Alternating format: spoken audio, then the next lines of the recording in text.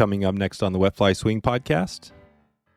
Well, Happy Days, Happy Days was not only just a show for me. It introduced me to the world. I got 55,000 letters a week from all over the world. No matter where I go, people invite me to their homes, invite me for dinner.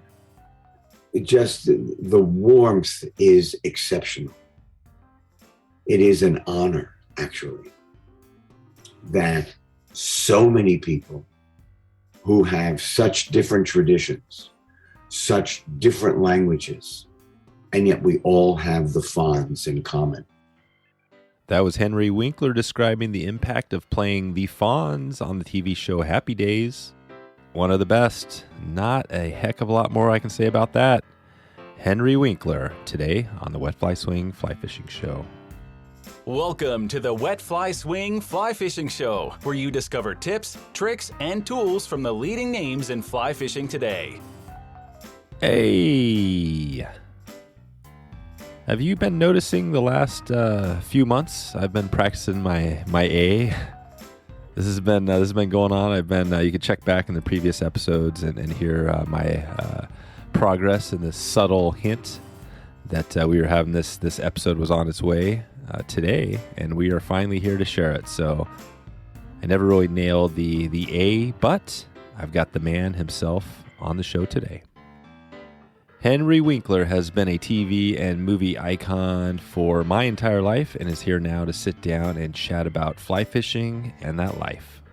We find out what it felt like to get offered the movie Grease and why he turned it down, how he got the role in the HBO show Barry, and how he's done all this, including get out and do some fly fishing with being challenged by dyslexia over his life. This one is good. I'm very, very happy to share this episode with you today. So without further ado, here he is, Henry Winkler. How's it going today, Henry? I am sitting here eating time, counting the days until I get to go fly fishing in Idaho. There you go. I've heard that Idaho is the place. Is that where you like to go? Is Idaho your place? We went to Montana for 20 years. We have been to Wyoming. I've been to Argentina.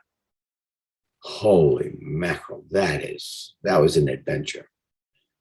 But mostly now, for the past 10 years, we have gone to Swan Valley in Idaho. Swan Valley, okay. And I haven't been there yet, but I want to dig into a little more on the fishing background. I want to hear, I always like to take it back to how you first got into it. So I'm curious to hear if your story of getting into fly fishing is similar to some of our other guests we've had on. So can you take us back there? Okay. I have always thought I could not fly fish, that it takes a hand-eye coordination and a ballet of hand, rod, and line that I just would not be able to master. And so I just said no for the longest time. I had a lawyer, and his name was Skip Brittenham III, who has won one fly many times. Yep. And his wife, a wonderful actress, Heather Thomas, has also won one fly. And Skip said, you know what? I'm taking you and Stacey down the Smith River in Montana. I said, oh, no, trust me, you'll just go. We go down the river. There is a boat ahead of us with a crew. They set up tents, make a meal. We pull in, we have the meal. We either have lunch, get back in the boat, go. They're now building the night camp. I caught one fish and I was hooked. No pun intended. There you go. So that's it. So you did so your first trip out was a river trip, like a full deal. It was the full deal. And, my coordination and my style is ugly, but I get the fish. Yep. What is the most challenging thing for fly fishing for you? What is the one tricky thing? Double hauling. Yeah. I would have to say I have never, and I have been fishing since 1986. Mm-hmm. I have never double hauled. The second thing is the rules, the 7 things you need to do in order to place your fly in the place you need it, and mend, and strip, and watch, and strike. Yeah. That is the second most difficult thing for me, because I get so kablooey in my head that I'm casting and I'm thinking it's just beautiful. And it lands in a lump, in a clump on the surface. And I go, well, that's not going to get me anything. Yep. And sometimes that works though. That's the great thing. Sometimes the bad cast can work, right? You've probably had that happen. I don't know that I've ever had that experience that my bad cast is just bad. Yeah. But when I do get it all together and I'm in the place and the fin is out of the water against the bank in shallow water, quite a ways away, and I get it, oh my goodness, it's just like nirvana. That's amazing. How does that compare, getting that fish you just talked about right there, to getting that next big acting role you've had maybe in the past? I mean, you've had some major roles, right? Well, you know what? I'm very lucky in that way. I'll tell you what is the truth about both fly fishing and my profession. You cannot take for granted 1 minute of being in the process. All right. You cannot just do it haphazardly. Yep. You will miss the fish. You'll miss the spot. And the same thing about getting the role. You don't present yourself in the most perfect manner, and there is no perfection, in order for them to take notice of you, either as a fly or as an actor. Is it for you? I've always thought struggles that I've had along the way with what I do, but is it the journey? Is that the thing that you really love with whether that's acting or fly fishing? Do you think about that as like there's no end point for what you do on either? There is no end point. There is no end point. That is true. I never thought of it that way, but that is true. Yeah. I'm already packed for June 12th. Oh, yeah. My waders, my boots, my underwear, my soap, my reels, they're all packed. That is cool. Yeah. That is cool. You're ready to go. I just cannot wait. Yep. And is this kind of an annual trip you do? This is like... It is with my wife, who is a very good fisherwoman. Oh, wow. Now, she goes fishing. We leave pretty much the same time. There are times when I report to the pickup spot and tell her guide, lucky you, you've got the day off. She will get off the river early and then get a blizzard, oh, yeah. From a Dairy Queen or whatever. Dairy Queen. Yeah. But she does it her way and enjoys it her way. Yeah. And she gets her fish too. There you go. Everybody has their own way to, that's the great thing about fly fishing. Everybody has their own thing that they love about fly fishing, right? Maybe do you know what I tell people? I just had this discussion with a young couple. They're both young doctors, and they're going to go somewhere, maybe to a dude ranch or somewhere. And I said, "Oh, do they have fishing?" And they said, "Yeah, we were thinking of trying it." I said, "No, don't think about it. You've got to go. You've got to go. And while you're concentrating so hard on your fly, don't forget to look up, because your eyes will pop out of your head on where you are." Yeah, that is totally, yeah, no, I think about, with fly fishing. So for you, there's nymphing, there's dry fly fishing, there's all sorts of different types. Is there one type of fishing you like? Do you like to get them on the surface, or do you care? I did not for the longest time think I was good enough or that I was capable of fishing with a dry fly. So I would be very happy nymphing. And then one day, I guess my mind grew up and I started to dry fly.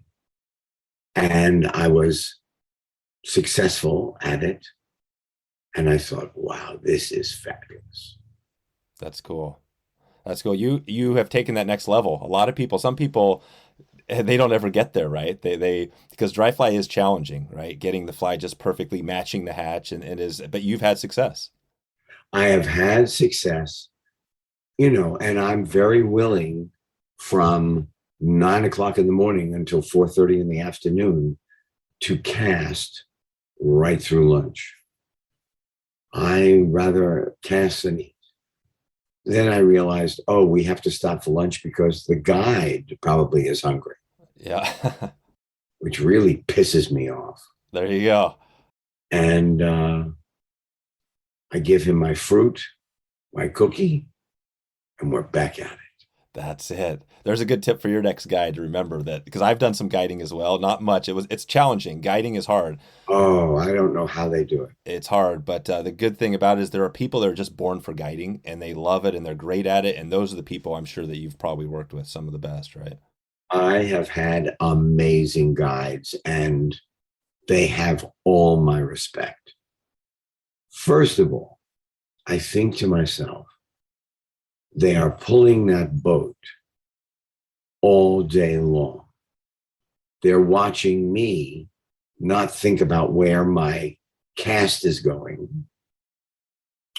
They are watching the fly, watching the rocks, watching the flow, watching the fly, telling me when to strike. They are extraordinary human beings. Yeah. Yeah. I put them in the same category, even though the level of difficulty is not the same, like with firemen. Oh, yeah. They take such good care of you, and they get so excited when you catch the fish. And then they know where the fish are. Right. And there are sometimes I'm looking, I fish by myself in the boat. Oh, yeah. Because I went with my wife. She was in the front. I was in the back. And of course, your listeners know that there's a room in front of the oars all the way up the river is hers. Yeah. Behind the oars all the way down the river is mine. Yeah. But if I see water that looks fishy, that is calling to me, and it is above the oar, I'm in it. And rather than argue, we meet for lunch. There you go. There you go. I love it. So you're gonna have lunch. That's part of the gig. This is, Henry, this is amazing because for a number of reasons. Fly fishing brings everybody together who listens to this show, which is the reason why people come here to learn from some of the best and hear about some of the names of people who love fly fishing. But everybody is diverse and everybody does a bunch of different things, right? They love all sorts of other things on top of fly fishing. And one thing I want to dig in with you a little bit here is on just briefly on some of the acting that you've done, and not really to dig into that, but just because some stuff resonated with me. And one of them was obviously Happy Days, right? Everybody knows you from Happy Days. When I was a kid, Happy Days was probably the biggest show, right? I've seen every episode, but you've done so much after Happy Days, right? So much after, and you've even gone to this point where you've written these children's books, which speak to me big time because I've had that issue. Lin Oliver and I have written 39 novels. Wow. For children, and one adult book, which is for fly fishing. Everything that I learned about life from fly fishing. And then it was supposed to be a book of photographs that I took. Yeah. And then it turned into kind of like a memoir. Yeah, that's right. So talk about that. Describe that for somebody who hasn't read that book. What could they expect to, can they get a glimpse into more than just fly fishing? Is this like into your life? Oh my goodness, I think so. I think I cover being a parent, being a professional, how important fly fishing is to me. I think about it when I'm not on the water all the time. Wow. And sometimes I have to distract myself because I am just so frustrated that I'm not there. Yeah. So why not just, here's a maybe an obvious question that I would think about is like, why not just retire altogether from and just fish 100% of the time? Because look what I'm doing. I'm doing this show called Barry. I know. I just won the Emmy for the character. It is one of the great characters of my career. Yeah. I'm 76 years old and I'm still living my dream on the stage and on the water. Why would I retire? That's perfect. No, and that is a pretty obvious question because the stuff you've done in acting, I mean, like I said, you starting out with Happy Days because everybody knows you from that, but everything since then. Well, you know, it really depends on the age. You can always tell what generation people are from. The Water Boy, yeah, Scream, yep, Arrested Development, the Parks and Rec, yep, all of it. MacGyver. Well, that was the first show I ever really produced. And I produced it because I couldn't get hired as an actor. That's one point I want to touch on because I want to go back to the fly fishing, but and I know you've talked about this before, but this is really interesting to me. You know, again, you go back to and I remember all your roles. Every show you talked about, I've seen, you know what I mean? I've seen them all, but right. Happy Days ends and bring us to that moment really quick, just to talk about that, because since then you've gone on and done so much more, right? But that was a turning point in your career. What, Happy Days? Yeah, after Happy Days, you know, Happy Days was not only just a show for me. It introduced me to the world. You know, I got 55,000 letters a week. Wow. From all over the world. No matter where I go, people invite me to their homes, invite me for dinner. It just, the warmth is exceptional. It is an honor, actually, that so many people who have such different traditions, such different languages, and yet we all have the Fonz in common. Yep. It's fantastic. Wow. Can you talk a little bit about, was that Fonz, that character you created, was that, how much of that was just from your ability to create a character, you know? Well, you know, they write, the writers write the character. They write stories. During the week, because we rehearsed from Monday to Friday, and then shot it Friday night in front of a live audience. Oh, wow, yeah. So during the week, you would have talks with your producers and say, this joke isn't working. This, you know, they would say, you're not seeing this. You didn't put this into the scene, this kind of emotion or this thought. And so it's very collaborative. But when we would do it in front of a live audience, stuff would come out of me that I never planned, never rehearsed. Just there it was. That's it. And then and just take us there a little bit on the timeline. So after Happy Days ends, now I didn't have a job. Now I had an office at Paramount, and no one would hire me because I was funny, really easy to work with, but I was the Fonz. Now, screen, they would not put my name on the movie. Oh, wow. They would not put my name on the poster. They thought, well, he's the Fonz. He's going to knock the balance of terror. Right. So now they show the movie, they assemble it, they put in temporary music, and then they show it to an audience, let's say in San Diego, in Missouri. And when my character came on the screen, I got applause. So then they came back to me and they said, would you do press for the movie? Now, of course, since my friend directed it, I said, of course I would. But I went from they would not even associate with me to now they want me to go out and do press. There you go. And then you just kept, moving forward from there with all sorts of. You have to, that's another thing I learned from fly fishing is enormous patience, because not everything comes on the heels of the next thing. You wait, you audition, you pray, you hope, you schmooze. And then, so now I've done a lot of stuff, but in the time span of 45 years, so there was a period there of 8 years where I didn't work as an actor, and then I became a producer out of necessity. I became a children's book writer out of necessity. Somebody said, well, until you get hired, write a book. And then we wrote 39. Wow. And when did the fly fishing book come into that picture? Okay, that's a good question. I am going to cheat. Yeah. And I'm going to look at the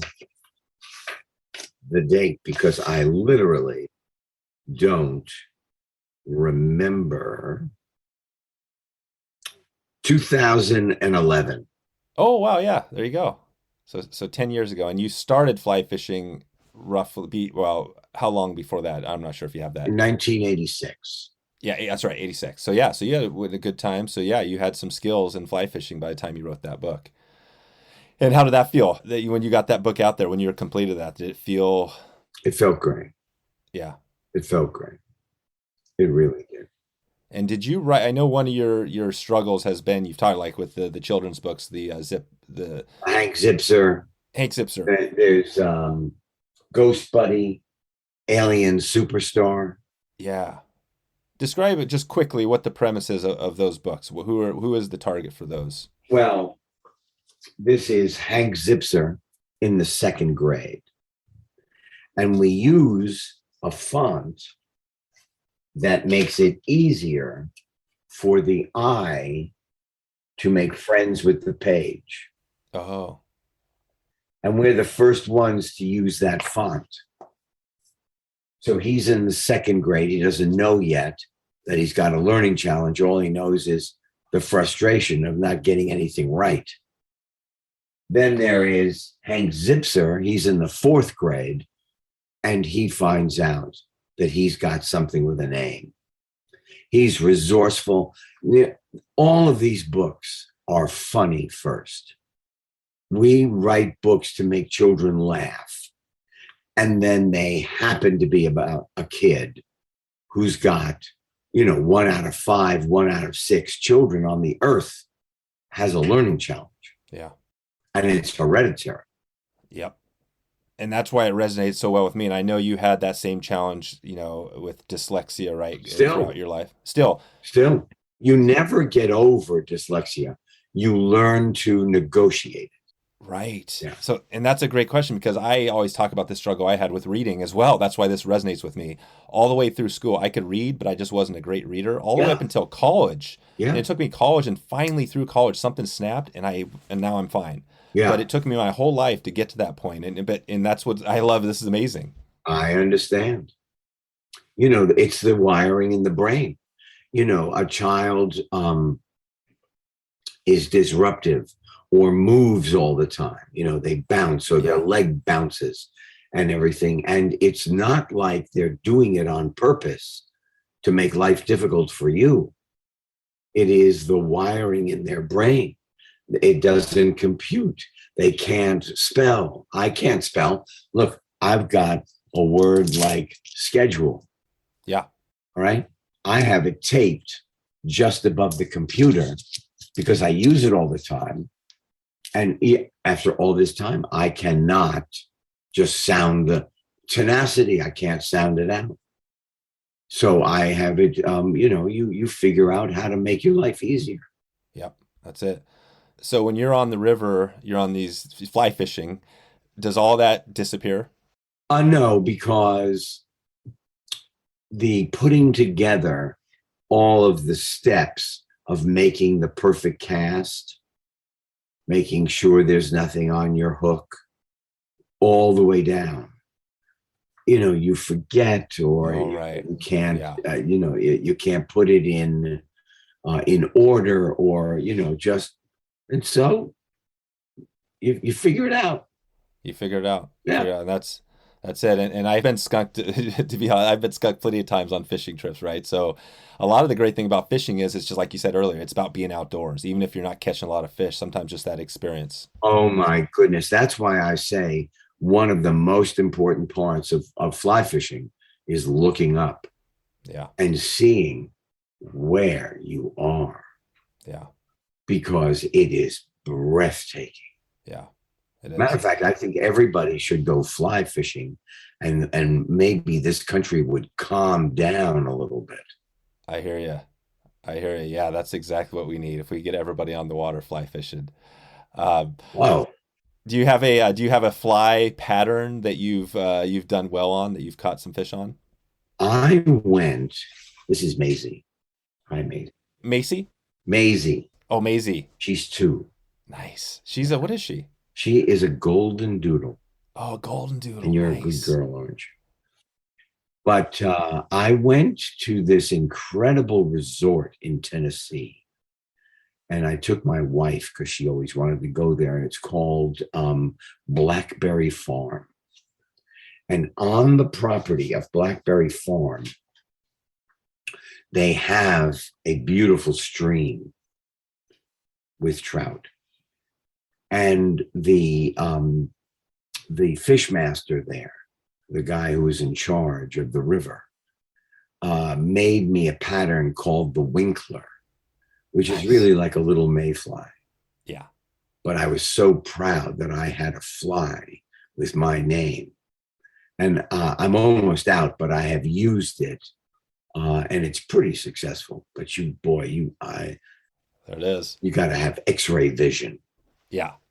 Holy mackerel. Where is it again? Exactly. Do you see it? Because there it is. Oh, all right. Then you have to dry it off, put it back. Yeah. Yeah, that's right. Oh, that's cool. I think that's one of the struggles is you can see me, I didn't wear glasses a couple years ago, and now I wear glasses all the time. And it's a struggle for, but we deal with it, right? You bet. I didn't wear glasses, and I got the fly in my cheek. Ooh. Then the man said, "Oh, don't worry about it. I'm going to take a piece of lime and I'm just going to pull it out." And none of that sounded right or comfortable. No. But it worked like a charm because I go barbless. So thank God.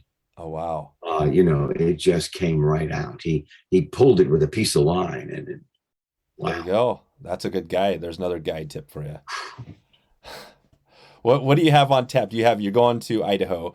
As you look out, do you have other places, kind of the like bucket list places you want to go to? Here's the great thing about being a celebrity. You get calls. Hey, how about if I outfit you?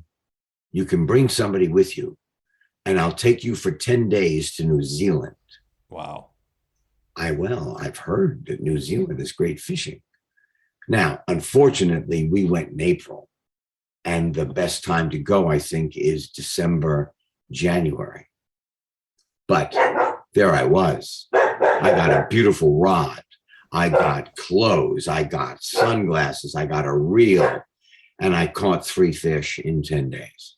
There you go. But I remember those fish and I gave them names and we correspond. And it was New Zealand. And you went to New Zealand. New Zealand. Which is I think most people would love to go to New Zealand if they love fly fishing. But I would go to Argentina first. Yeah.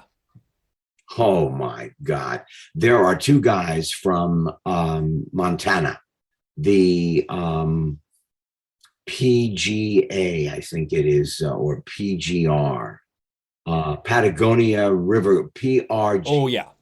Patagonia River Guides. Yeah. 2 guys from Montana who've made friends with the gauchos. Yep. And they get access to private land. Wow. Yeah. Some of the fish I caught, I could ride back to LA. Wow. These are sea run. Yeah, these are probably the sea run trout. I know I haven't been there yet, but I know it's on my bucket list for sure. I'll tell you. But those 2 guys, I mean, it really is to the nines. Yeah. They treat you well. I think maybe it's different now, but you have to get your wine at the airport.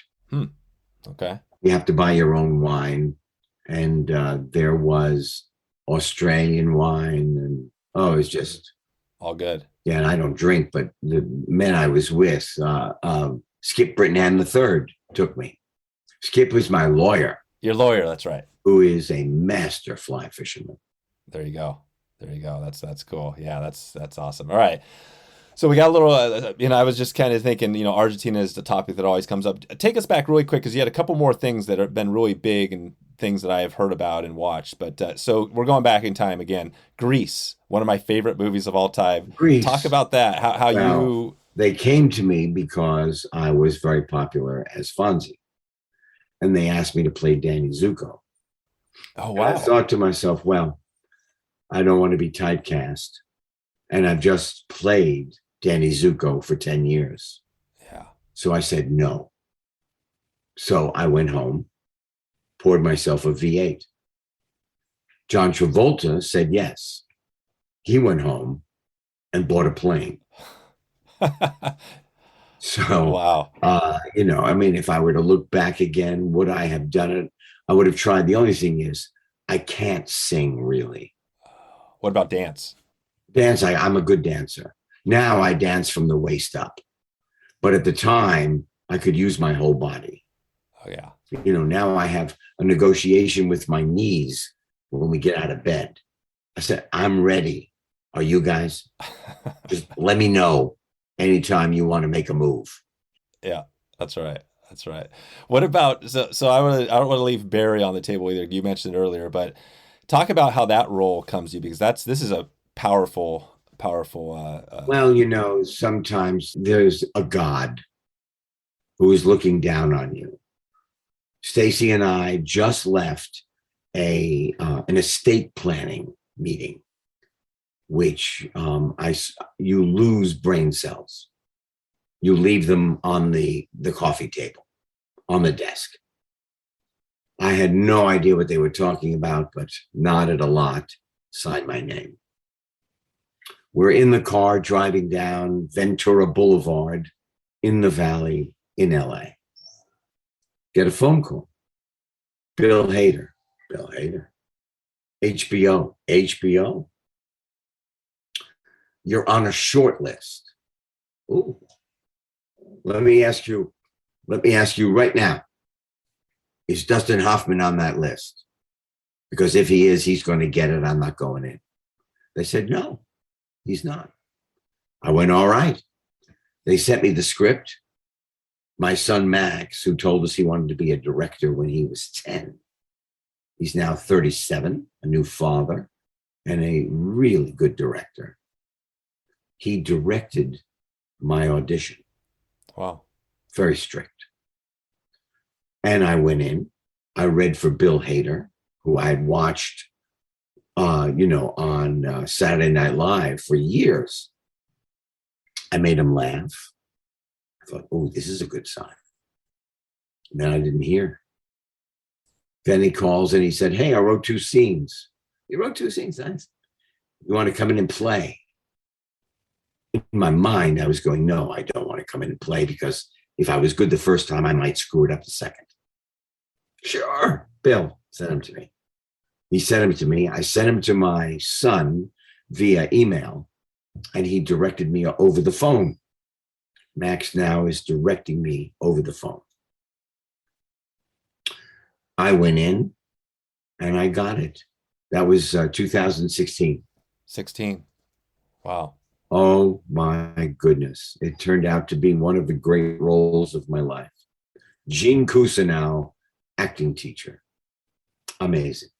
Yeah. That was your acting teacher. No.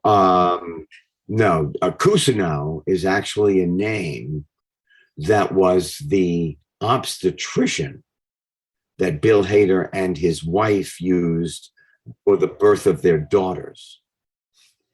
But the character that I play is a conglomerate of their imagination, the teachers I've had, notes that other people have taken on other acting teachers. And this guy was supposed to be a total asshole. Yeah. To start. And the way he came out of me, he was a little more human. And so they thought, we could go that way too. And it worked. Yeah. And it worked. You guys are still going. Yeah. This is good. Well, that's definitely on my, on my list of, I've got a lot of stuff I need to watch, but. Well, you know what? I would suggest that you watch Barry first. Yeah. I mean, the other stuff doesn't compare. I don't even know what it is, and I know it doesn't compare. Yeah. There are 8 episodes each season. There are 2 seasons, and now we're in the middle of the 3rd season. And I promise you, you will binge. You will not just watch one and walk away. I love that. And it's a little bit on the dark side, right? It's got some darkness. Not just a little bit. Sometimes I take a flashlight to work. How do you deal with that when you play those roles? But it's like, because I always think of roles like this or other ones like Ozarks, right, where these really extreme things that happen. Great show. Great show. Barry is better. Barry, there you go. That's awesome. Well, when I watched Ozarks for the first time, I had to stop watching it because I was so scared. Yeah. Well, that might happen to you, but and Jason Bateman is a good friend. Oh, he is. Yeah. And he has a great podcast. Bateman has a good podcast as well. Yeah, and they've never invited me. So maybe he's not such a great friend. I'm going to call him out here. We're going to get Bateman, get you on I love that show. I'm telling you, is that shocking? It is shocking. Wow. That is really shocking. I'm sure you're going to be on it soon because they have one of the funniest podcasts out there. And you've been, Henry, this has been a pleasure to have you on here. Can I just say, I thoroughly enjoyed chatting with you. I think fly fishing has brought us together. I have this podcast that we've created around fly fishing, but it's allowed me to connect with some of the most amazing people, in the country, around the world. Well, because, the title of the book is I Never Met an Idiot on the River. Yeah. And if you think about it, I've really never met somebody who likes to fly fish and everything that it entails, the patience, the beauty, the respect of the river, the respect of the fish. I've never met an idiot who is a fly fisher person. Nope. No, that's a good title. As we get out of here, Henry, what are you most grateful for in your life? I am most grateful for my wife, my children who are mostly rude, my grandchildren who are loving, and the constant growth that opens my eyes to the dimension of living. Wow. And fly fishing has this movement called the 50-50. It's trying to get more women into fly fishing, right? To be more diverse and this thing that's going on. struggle for me is my family is because I'm out doing a lot of stuff and it takes me away from my family. For you, you've been away. How have you dealt with that, where you've been away from your family? Well, now when I do Barry, I shoot it right here in LA. Oh, wow. So I'm home at night if it's not a very long shoot. I'm home on the weekends. When I did Happy Days for 10 years, I was home Monday night, Tuesday night, Wednesday night, and Saturday and Sunday. Thursday was a long day, and Friday was even longer. Yep. You've been around. That's great, because family is obviously important to you. Yeah. All right. Well, where can we send people if they want to track you down? At any place on social media where we can? Well, I love Twitter. Oh, good. Until there are major changes. Yeah. Henry Winkler for real on Twitter, I believe, right? Yeah. Number 4, Henry Winkler. Number 4, real. Yeah. REAL. Yeah. And I'm almost at 1 million followers. Really? Yeah. Oh, wow. It took me this long. I started when we were doing the movie that I love, Here Comes the Boom, with Kevin James.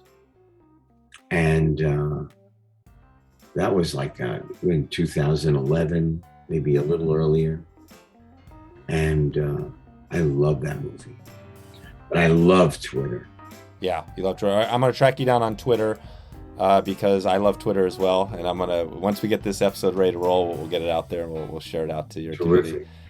Well, I wish you and everybody listening tight lines. So there you go. Another massive podcast in the books for us. Hope you enjoyed that one. If you want to check all the links, all the show notes, everything else today, wetflyswing.com/334. I'm going to have some killer movie snippets, reels, and hopefully we got a whole line of some of the movies that we talked about today. Pretty amazing, right? This is a pretty epic day for me. Not only is Henry Winkler into fly fishing, he is an amazing actor and also a very cool and funny person. This is going to be a hard one to top, but let's not even think about topping this one. Let's just let this sink in. The episode today, very cool. We are still building this show up from the grassroots, and it has been created one share at a time, one download at a time. That's the way we've done this. If you haven't shared an episode yet, this is the one to get it out there. Let's share this one out. Let's let the world see this fly fishing superstar. And let's see if we can break the podcast download number today. Let's see if we can do it. Let's see if we can break our host and put in a massive number just to see what that looks like. All right. Thank you for your support and for supporting this podcast. See you online or see you on the water. Thanks for listening to the Wet Fly Swing Fly Fishing Show. For notes and links from this episode, visit wetflyswing.com.